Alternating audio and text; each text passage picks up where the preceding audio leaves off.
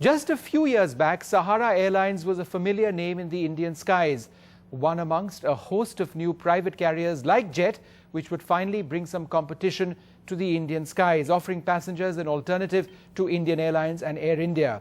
But a few years back, Sahara, which ran into a host of troubles, decided that the aviation business was not right for them, and they sold out. The decision to do so saved them from the mess of the Indian aviation sector, where just about every airline, including Kingfisher, is now in the red, struggling to pay off enormous debts. A short while back, I was joined by Sahara Shri Subroto Roy Sahara, the chairman of the Sahara India Parivar. I began by asking him, in hindsight, sir, do you believe, are you relieved that you exited the aviation business at the time that you did? You must be a relieved man. I think we did the right thing, yes. You see what had happened when we were three airlines.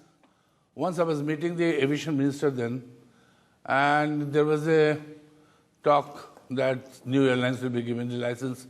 I requested him that, why don't you put all the responsibility on us, because we are not commercially doing well, and if there's a low-cost airlines you are interested in the interest of the country, we'll be doing that. Because I told him, there's no low-cost airlines in India. One should not talk about it. It's a low-priced airlines, not low-cost. It's low-priced. So he said, no, we have already decided, and we are going to give the licenses. I came down, there were two journalists, friends there. He asked me a question, what discussion was on. I said, we are now quitting airlines. But I took the decision right now, right then.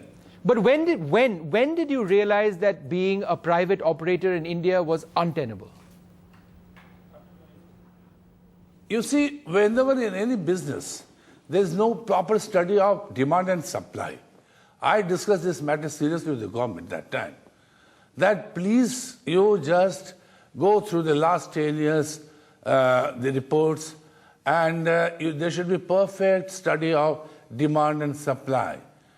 And whenever there's a mismatch of demand and supply, these things are out to happen. This is a big mistake, is done, probably more in aviation I've seen, throughout the world. It has been done, and it has happened in our country also. Would you so agree? There should, I don't say that there should not be expansion, but there should be proper expansion. But there should be proper study behind it. Would you agree that several private carriers in India, including your airline, Sahara Airlines, at one stage, entered the market with unrealistic expectations? I really wonder, it is only with the airlines. Jokingly, I always tell everybody, it is probably like a romantic friend. So everybody jumps with the airlines with a lot of expectations. On the paper, all positive things they see, and they're very excited about the whole thing. They start with all the excitement. I really appreciate that.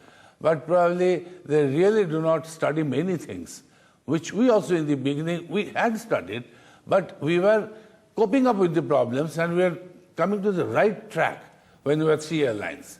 But the moment it expanded, I knew it. Our expectation will go all hayward. But sir, if there is a shakedown happening in the Indian aviation sector, and that's what a lot of people are saying, which airlines do you think will survive? Will Kingfisher survive? Will some of the other airlines survive? Which airlines do you think are going to go under? Believe me, I do not have any clue about it, because after I left our airlines, I know the people, I meet them, but I have never discussed. But recently, just 2 days back, I was going through the newspaper. There were reports of all of the airlines, they are also having big losses. You see, in India, probably in the world also, some airlines, they survive in a different way, you know. Like if we order huge number of aircraft, and we negotiate a good price. And then after a year or two, the prices go up. So what airlines throughout the world they do, they lease it back.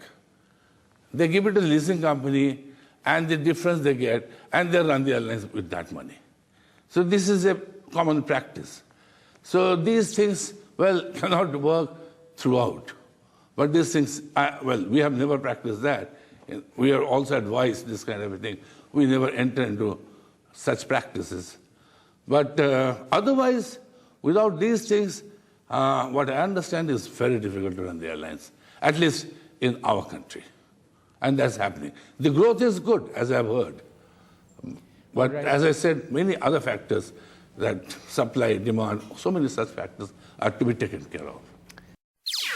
NDTV's cricket app, Android and iPhone, fastest scorecard, special analysis, and much more. Download free. ndtv.com/apps.